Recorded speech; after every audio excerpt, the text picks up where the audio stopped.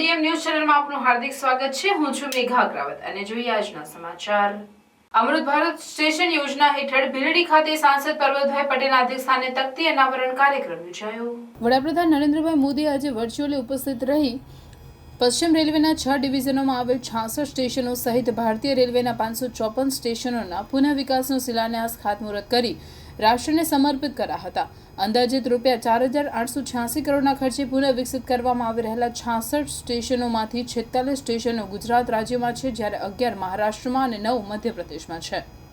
ગુજરાતના 46 સ્ટેશનો પૈકી બનાસકાંઠા જિલ્લામાં ભીલડી રેલવે સ્ટેશનનો સમાવેશ કરવામાં આવ્યો છે, જેનો શિલાન્યાસ સમારોહ સાંસદ પરબતભાઈ પટેલના અધ્યક્ષસ્થાને અને ધારાસભ્ય કેસાજી ચૌહાણની પ્રેરક ઉપસ્થિતિમાં ભીલડી રેલવે સ્ટેશન ખાતે યોજાયો હતો। સાંસદ પરબતભાઈ પટેલ દ્વારા તકતી અનાવરણ કરી કાર્યક્રમને ખુલ્લો મૂકવામાં આવ્યો હતો। આ પ્રસંગે પ્રધાનમંત્રી નરેન્દ્રભાઈ મોદીના હસ્તે રેલવે સ્ટેશનના વર્ચ્યુઅલી શિલાન્યાસ કાર્યક્રમનું જીવંત પ્રસારણ નિહાળવામાં આવ્યું હતું। આ પ્રસંગે સાંસદ પરબતભાઈ પટેલે જણાવ્યું કે આઝાદી બાદ પહેલી વખત રેલવે સ્ટેશનનો કાયાકલ્પ વડાપ્રધાન નરેન્દ્રભાઈ મોદીના નેતૃત્વમાં એક સાથે થઈ રહ્યો છે। બનાસકાંઠા જિલ્લામાં પણ 7 રેલવે સ્ટેશનોનો કાયાકલ્પ થવાનો છે। રૂપિયા 11 કરોડના ખર્ચે ભીલડીનું નવું રેલવે સ્ટેશન નવા નજરાણા રૂપે મળવાનું છે, તો સાથે સાથે ઓવરબ્રિજ અંડરપાસના નિર્માણથી લોકોને ફાટકની સમસ્યામાંથી છુટકારો મળશે। ભૂતકાળની કોઈ પણ સરકારે જો આ બાબતે વિચાર્યું હોત તો આજે કોઈ પ્રશ્નો ન હોત, એમ જણાવી સાંસદ પરબતભાઈ પટેલે કહ્યું કે આઝાદી બાદ પહેલી વખત 2100 જેટલી જગ્યાએ પ્રધાનમંત્રી નરેન્દ્રભાઈ મોદીના હસ્તે ખાતમુહૂર્ત લોકાર્પણના કાર્યક્રમ થઈ રહ્યા છે, જેનો લાભ દેશવાસીઓને મળવાનો છે। તો ભીલડી રેલવે સ્ટેશનના નવીનીકરણથી બનાસકાંઠા જિલ્લાવાસીઓને પણ ફાયદો થશે।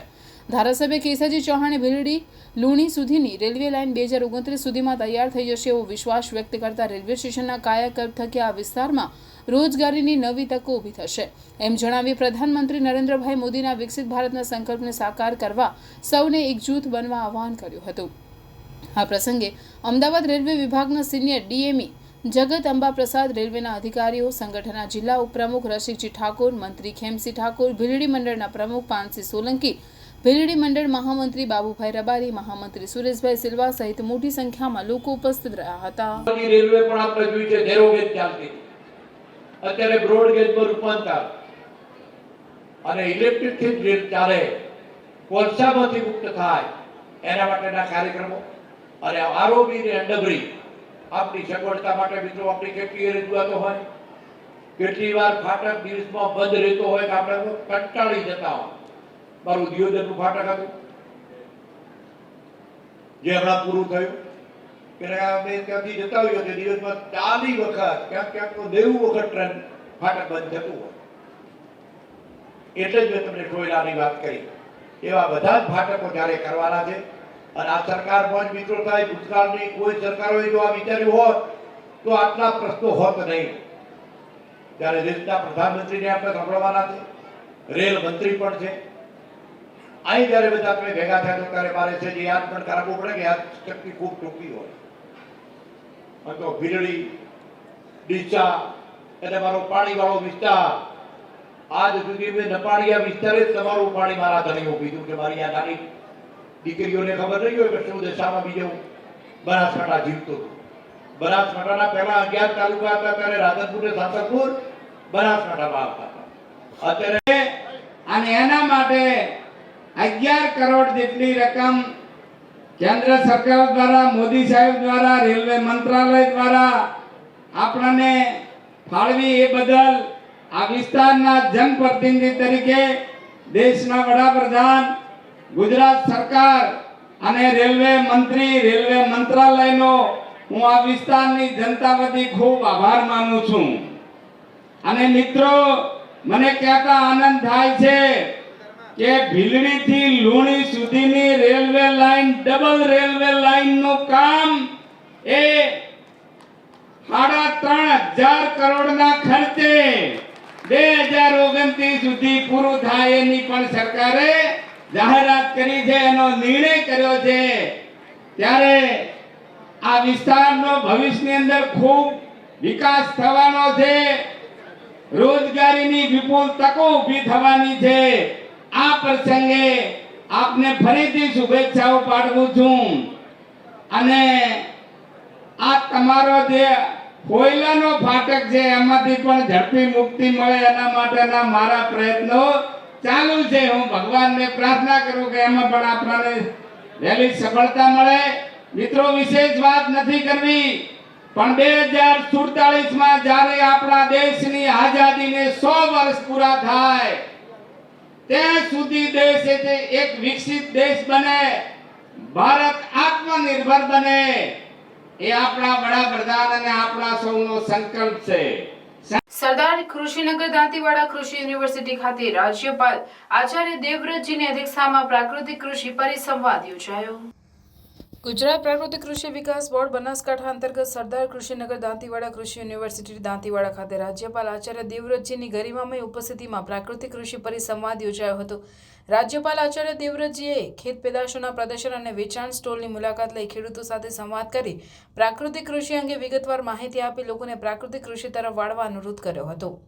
રાજ્યપાલના આચાર્ય દેવવ્રતજીએ ઉપસ્થિત ખેડૂતો, સખી મંડળની બહેનો, શિક્ષકો અને યોગ પ્રશિક્ષકોને જૈવિક ખેતી અને પ્રાકૃતિક ખેતી અંગેનો ભેદ સ્પષ્ટ કરી પ્રાકૃતિક ખેતીના ફાયદા અને મહત્વ ખૂબ સરળ ભાષામાં સમજાવ્યા હતા. રાસાયણિક ખાતરોના વપરાશથી જમીન બંજર અને બિનઉપજાઉ બને છે. રાસાયણિક ખાતર અને જંતુનાશક દવાઓના બેફામ ઉપયોગથી કેન્સર સહિતના ગંભીર રોગોને આમંત્રણ આપીએ છીએ. ખેતી લાયક જમીન અને ખેતીને જો બચાવી હશે તો દેશી ગાય આધારિત પ્રાકૃતિક ખેતી શ્રેષ્ઠ વિકલ્પ છે. એમ જણાવી પ્રાકૃતિક કૃષિ પદ્ધતિ અને જીવામૃત બનાવવાની રીત સમજાવી લોકોને રાસાયણિક ખાતરોનો વપરાશ છોડી તંદુરસ્ત જીવન જીવવા માટે પ્રાકૃતિક કૃષિ પદ્ધતિ અપનાવવા રાજ્યપાલે જણાવ્યું હતું. આ પ્રસંગે સાંસદ પરબતભાઈ પટેલ, જિલ્લા કલેક્ટર વરુણકુમાર બરનવાલ, કૃષિ યુનિવર્સિટીના કુલપતિ RM ચૌહાણ, સંશોધન નિયામક CM મુરલીધરન, આત્મા ડિરેક્ટર PS રબારી, જિલ્લા વિકાસ અધિકારી MJ દવે, જિલ્લા પોલીસ અધિક્ષક અક્ષયરાજ મકવાણા, જિલ્લા ખેતીવાડી અધિકારી MM પ્રજાપતિ, આત્મા પ્રોજેક્ટ જિલ્લા ડિરેક્ટર જિંદાલ સહિત મોટી સંખ્યામાં ખેડૂતો, પશુપાલક ભાઈ બહેનો ઉપસ્થિત રહ્યા હતા. દિયોદરમાં 5 દિવસ અગાઉ એક લગ્ન પ્રસંગમાં માનતા પૂરી કરવા માટે કિસાન દ્વારા બકરાની બલિ ચડાવવાનો વિડીયો વાયરલ થતા હડકંપ મચી ગયો હતો, જેને લઈને હિન્દુ સંગઠનો અને વેપારીઓમાં ભારે રોષ ફેલાતા દિયોદર ગ્રામ પંચાયતમાં દિયોદર રાજવી, હિન્દુ સંગઠનો અને સ્થાનિક વેપારીઓ અને કૃત્ય આચરનાર પરિવારના સભ્યોની બેઠક મળી હતી, જેમાં સર્વાનુમતે કૃત્ય આચરનાર પરિવારને 10 દિવસમાં દિયોદર છોડવાનું ફરમાન કરવામાં આવ્યું હતું. દિયોદર શહેરમાં 5 દિવસ અગાઉ એક લગ્ન પ્રસંગે માનતા પૂરી કરવા માટે શીખ પરિવાર દ્વારા પશુની જાહેરમાં બલિ ચડાવવાનો વિડીયો સોશિયલ મીડિયામાં વાયરલ થતા જીવદયા પ્રેમીઓમાં ભારે રોષ ફેલાયો હતો, જેને લઈ દિયોદરમાં જાહેરમાં પશુની બલિ ચડાવનાર ઇસમ સામે દિયોદર પોલીસ મથકે ગુનો નોંધાતા દિયોદર પોલીસે આરોપીને અટકાયત કરી પાલનપુર સબ જેલ ખાતે ધકેલી દીધો હતો.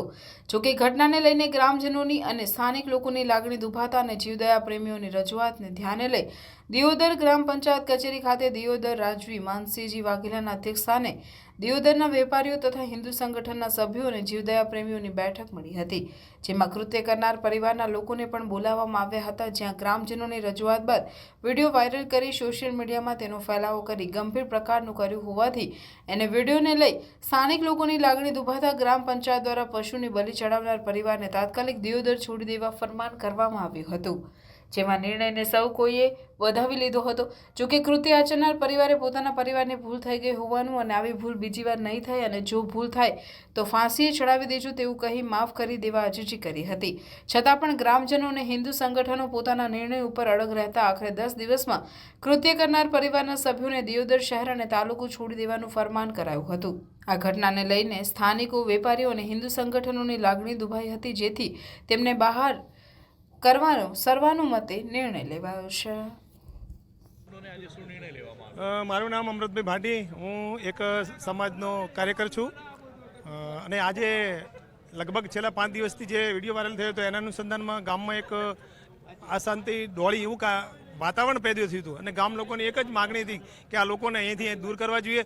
આવા જે પશુઓની જાહેરમાં હત્યા કરે છે, હત્યા કર્યા બાદ જે લોકો આનંદનો માહોલ એટલે કે જશન કરે છે, ખરેખર એ લોકો ગામમાં રહેવા ન જોઈએ.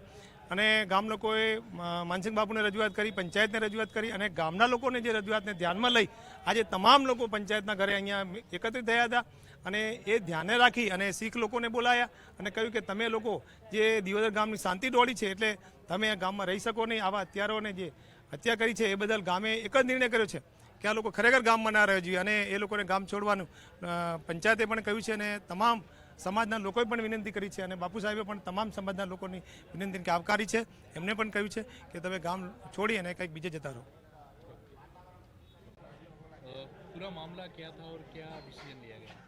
पूरा मामला ये है कि ये बनासकाठा के दियोदर जो सिटी पड़ता है उसके पुलिस स्टेशन से 300-400 मीटर के अंतर में ये एक कुछ इसमों द्वारा पशु की हत्या की गई, ऐसा वीडियो वायरल किया गया. ये वीडियो हमारे व्हाट्सएप ग्रुप में आया, तभी हमको मालूम चला.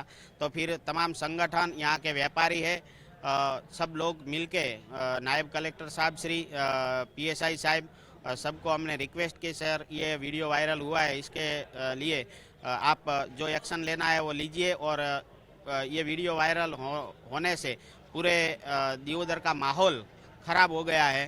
तो फिर ये ग्राम पंचायत कचहरी पड़ती है दियोदर में, वहाँ पे आए सब व्यापारी और आसपास के जीवदया प्रेमी गौरक्षक सब मिलके उन्होंने निर्णय लिया कि भाई ऐसे कृत्य जिसने भी किया है उसको ये गांव में नहीं रहना चाहिए और 10 दिन के अंदर ये दियोदर छोड़ के वो चला जाना चाहिए, क्योंकि यहाँ पे सब लोग भाईचारे से रह रहे हैं और यहाँ पे शांति है.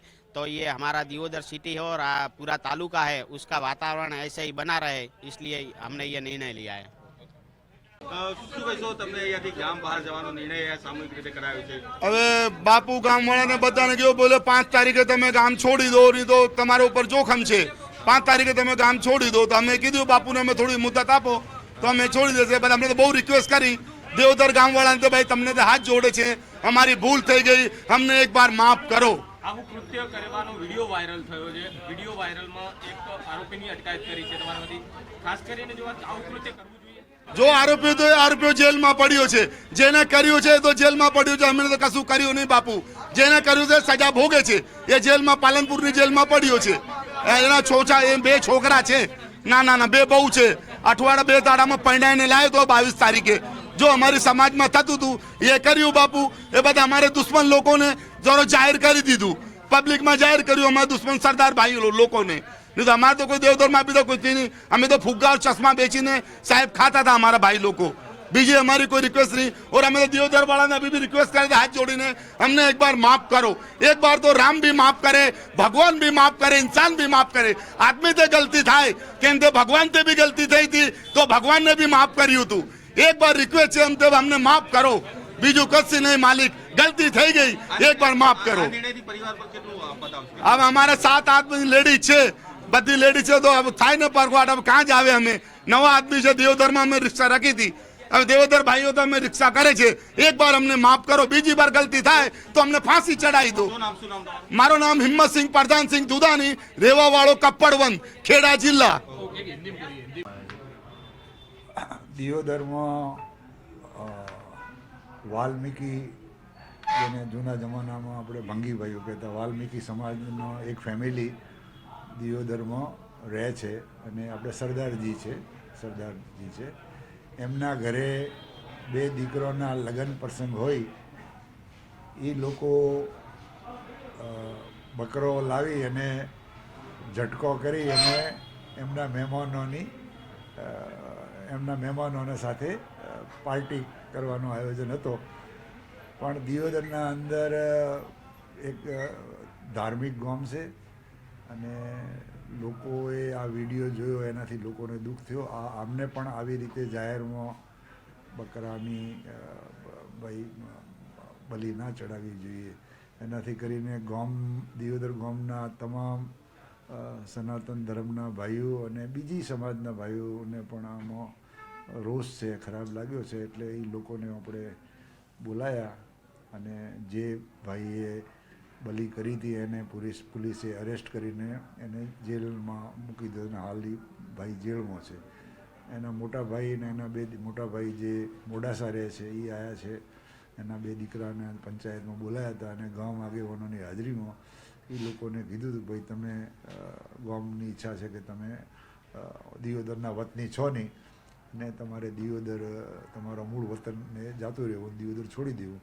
આપણે એ લોકોને 5 તારીખની મુદત આપી છે. 5 તારીખ સાંજ સુધી તમારે કુટુંબ સાથે દિયોદર છોડી દેવું, કારણ કે તમે દિયોદરના વતની નથી, દિયોદર તમારું નેટિવ ગામ નથી, તો દિયોદર તમારે છોડી દેવું. અને જેથી કરીને એ લોકો સંમત થયા છે અને ગામ આગેવાનોએ જેમ કીધું એમ અમોએ સર્વાને મતે નિર્ણય આ બાબતનો લીધો છે અને આવા કૃત્યો દિયોદરમાં ના થવા જોઈએ એના સાથે હું પણ સંમત છું.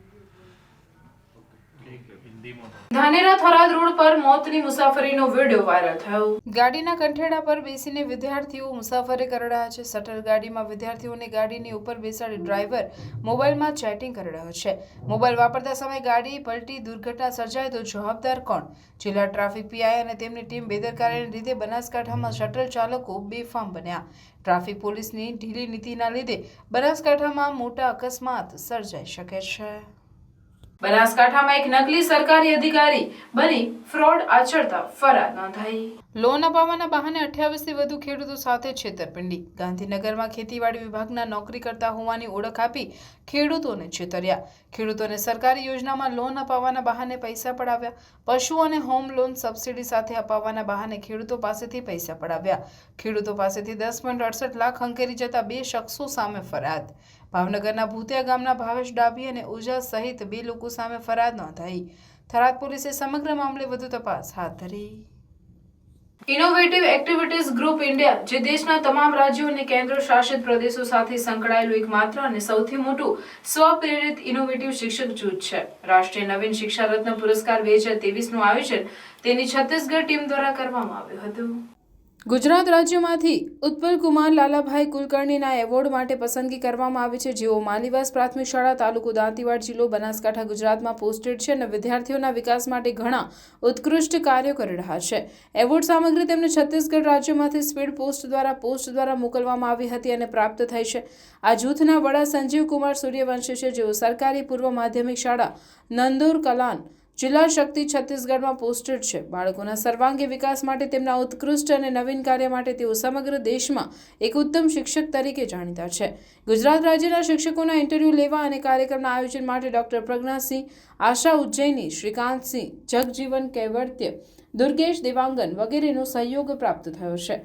એવોર્ડ માટે સિલેક્શન અનેક તબક્કામાં થયું છે. આ કાર્યક્રમ 2023માં આયોજિત થવાનો હતો, પરંતુ કેટલાક રાજ્યોમાં વિધાનસભા ચૂંટણીને કારણે તેને 2024 સુધી મુલતવી રાખવામાં આવ્યો છે, જેમાં અનેક તબક્કા બાદ દેશના તમામ રાજ્યોમાંથી કુલ 115 શિક્ષકોને એવોર્ડ માટે પસંદ કરવામાં આવ્યા છે. સૌ પ્રથમ આ માટેની અરજી ગૂગલ ફોર્મ દ્વારા ઓનલાઈન પ્રાપ્ત થઈ હતી, જેમાં દેશભરમાંથી 700થી વધુ નોમિનેશન આવ્યા હતા, જેની ચકાસણી કરી શોર્ટલિસ્ટ કરવામાં આવ્યા હતા અને પસંદગી સમિતિ દ્વારા સંબંધિત શિક્ષકોના ઇન્ટરવ્યૂ લેવામાં આવ્યા હતા અને તેમની પાસેથી તેમના કામના પુરાવા તરીકે દસ્તાવેજો મંગાવવામાં આવ્યા હતા. ઉચ્ચ પસંદગી સમિતિ અને જૂથ ટીમ દ્વારા દસ્તાવેજોના પ્રમાણપત્ર પછી પસંદગી યાદી બહાર પાડવામાં આવી હતી, જેમાં એવા શિક્ષકોનો સમાવેશ થાય છે કે જેમણે પાયાના સ્તરે ઉત્કૃષ્ટ કામગીરી કરી છે અને જેમને નેશનલ ઇનોવેટિવ એજ્યુકેશન રત્ન એવોર્ડ 2023 સન્માનિત કરવામાં આવ્યા છે.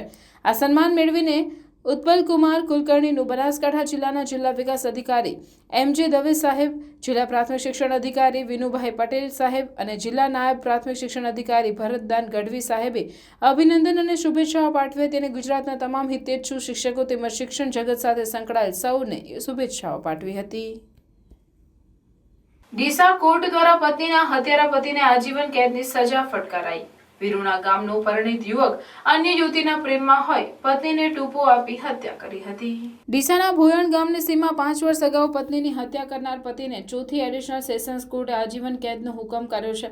અન્ય યુવતીના પ્રેમમાં પડેલા પતિ નિર્દોષ પતિની હત્યા કરતા કોર્ટે આજીવન કેદની સજા કરી છે. ડીસા તાલુકાના વિરુણા ગામે રહેતા ભરત જગમાલભાઈ પરમારના લગ્ન આરતીબેન સાથે થયા હતા. લગ્નના 3 વર્ષ બાદ આરતીબેન પસંદ ન હોય સાણંદ ખાતે રહેતી મનીષા નામની અન્ય યુવતી સાથે પ્રેમ થયેલ અને તેને પામવા માટે પત્નીની હત્યાનું કાવતરું ઘડ્યું હતું.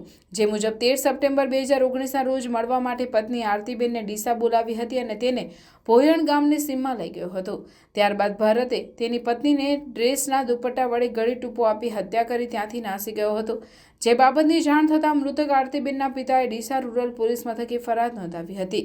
જે બાદ તપાસ અધિકારી દ્વારા તપાસ કરી યોગ્ય પુરાવા એકઠા કરી હત્યારા પતિ ભરત જગમાલભાઈ પરમાર સામે 302-201 મુજબ ગુનો નોંધી ચાર્જશીટ કોર્ટ સમક્ષ દાખલ કરી હતી, જે કેસ ડીસાની ચોથી એડિશનલ સેશન્સ કોર્ટમાં ચાલી જતા સરકારી વકીલ વિપુલ કંસારાએ માનવ વધના કેસમાં સંયોગિક પુરાવાના આધારે વધુમાં વધુ સજા થાય તેવી ભારપૂર્વક દલીલ કરી હતી.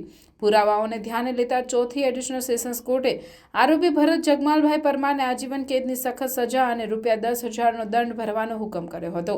નામદાર કોર્ટ હાલમાં માનવ વધના ગુન્હા બનતા હોય, સમાજમાં ઉદાહરણ પૂરું પાડવા અને ભવિષ્યમાં ગુનાઓનું પુનરાવર્તન ન થાય અને ગુનાહિત પ્રકૃતિ ધરાવતા ઇસમોને કાયદાનો ડર બેસે તેવો ચુકાદો આપતા કોર્ટમાં સન્નાટો ફેલાયો હતો.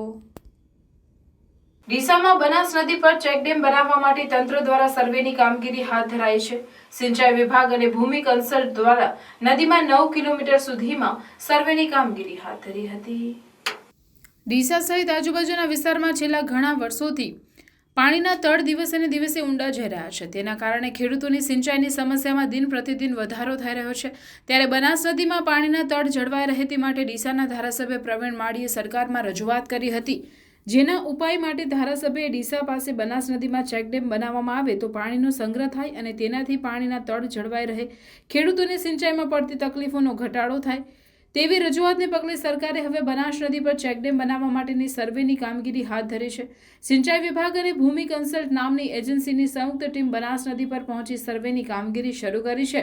આ ટીમ આગામી 8 થી 10 દિવસ સુધી બનાસ નદીમાં 9 કિલોમીટર સુધીના વિસ્તારમાં સર્વે કરશે, જેમાં બનાસ નદીના બંને કાંઠાનો વિસ્તાર, સોઇલ ટેસ્ટિંગ સહિત અલગ અલગ બાબતોની તપાસ કરવામાં આવશે અને સર્વે કર્યા બાદ તેનો રિપોર્ટ સરકારમાં રજૂ કરાશે. ત્યારબાદ આ રિપોર્ટમાં આધારે ચેકડેમ બનાવવા માટેની પ્રક્રિયા હાથ ધરાશે. ઉલ્લેખનીય છે કે બનાસ નદીમાં ચેકડેમ બનાવવામાં આવે તો ઘણી વખત ચોમાસામાં જે પાણી વહી જતા પાણીનો સંગ્રહ થઈ શકે અને પાણીનો સંગ્રહ થતાં ડીસા પંથકમાં પાણીના તળ જળવાઈ રહે, જેથી ડીસા તેમજ આસપાસના વિસ્તારોમાં ખેડૂતોને સિંચાઈ માટે અને લોકોને પીવાના પાણીની સમસ્યા દૂર થઈ શકે. ડીસામાં ટ્રક સાથે પકડાયેલ શખ્સને 2 દિવસના રિમાન્ડ તપાસ માટે રાજસ્થાન લઈ જવાયો. ડીસામાં રામનગરમાં મકાન ભાડે રાખી ડ્રગ્સ હેરાફેરીમાં બનાસકાંઠા એસઓજી પોલીસના હાથે ઝડપાયેલ શખ્સને પોલીસે કોર્ટમાં રજૂ કરતા કોર્ટે 2 દિવસના રિમાન્ડ મંજૂર કર્યા છે, જેથી પોલીસ દ્વારા તેને તપાસ અર્થે રાજસ્થાન લઈ જવાયો છે. આ કેસમાં તપાસ દરમિયાન અનેક મોટા ડ્રગ્સ સપ્લાયરોના નેટવર્કનો પર્દાફાશ થઈ શકે તેમ છે. ડીસા શહેરમાં ડ્રગ્સની હેરાફેરીની ફરિયાદોની તપાસ દરમિયાન એસઓજીની ટીમને ડીસાના રામનગર વિસ્તારમાં આવેલ એક મકાનમાં અચાનક તપાસ કરતા ડ્રગ્સના જથ્થા મૂળ સુઈ ગામના કુંભારખા ગામનો વિપુલ ગંગારામ વણોદને ઝડપી લઈ તેની પાસેથી 18.27 ગ્રામ ડ્રગ્સનો જથ્થો જપ્ત કર્યો હતો. વિપુલ વણોદ રામનગરમાં મકાન ભાડે રાખીને રહેતો હતો અને ડીસામાં ડ્રગ્સ સપ્લાય કરતો હતો. પોલીસે તેને અટકાયત કરી પૂછપરછ કરતા માદક પદાર્થનો જથ્થો આપનાર સુરેશ કૃષ્ણારામ બિશ્નોઈ રહેવાસી લાચીવાડા તાલુકો જિલ્લો સાંચોર રાજસ્થાન તેમજ આ જથ્થો લેનાર સંજય ભીમાજી ઠાકોર રહેવાસી સિંધી કોલોની ડીસાનું નામ ખોલ્યું હતું, જેથી પોલીસે બંને આરોપી તરીકે દર્શાવી તેઓની ધરપકડ કરવાના ચક્રો ગતિમાન કર્યા છે. જ્યારે આરોપી વિપુલ વણોદને ડીસા કોર્ટમાં રજૂ કરતા કોર્ટે 2 દિવસના રિમાન્ડ મંજૂર કર્યા હતા, જેથી પોલીસ દ્વારા તેને તપાસ સાથે રાજસ્થાન લઈ જવાયો છે. પોલીસ પણ ડીસાના યુવાનોને ડ્રગ્સના રવાડે ચડતા બચાવવા માટે અને અટકાવવા માટે આ કેસમાં એક કડીની તપાસ કરી રહી છે.